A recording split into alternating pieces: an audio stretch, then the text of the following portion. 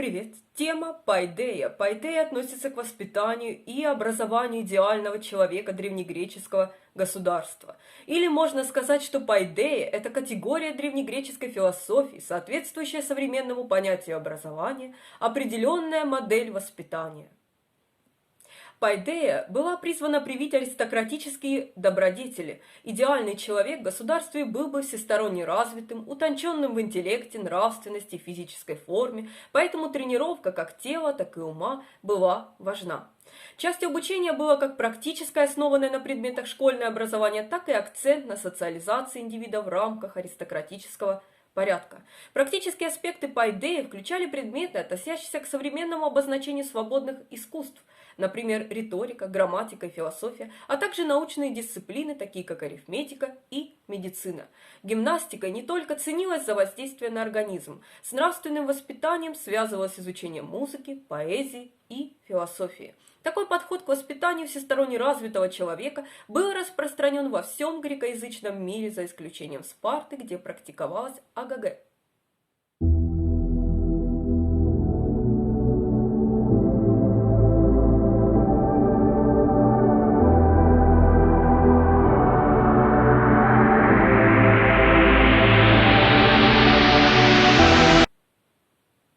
Греки считали, что пайдея осуществляется аристократическим классом, который склонен интеллектуализировать свою культуру и свои идеи. Аристотель излагал свое предложение о пайдее следующим образом. Он говорил, что образование должно быть общественной системой, а не предоставлено на усмотрение отдельных лиц.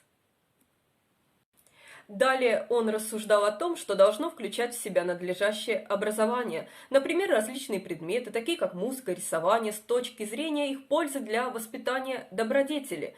Он перечислял способы, которыми, по его мнению, следует проводить гимнастические тренировки, приводя в пример некоторые спартанские практики, чтобы увидеть преимущества и недостатки их системы. Он много говорил о музыке и ее месте в образовании, в конечном счете приходя к выводу, что она должна быть включена, что должны быть конкретные инструкции, какие инструменты следует использовать при обучении, поскольку это, естественно, имеет значение. В современном дискурсе немецко-американский философ Вернер Гегер писал о пайдее, чтобы проследить развитие греческой мысли и развитие образования от Гомера до Демосфена.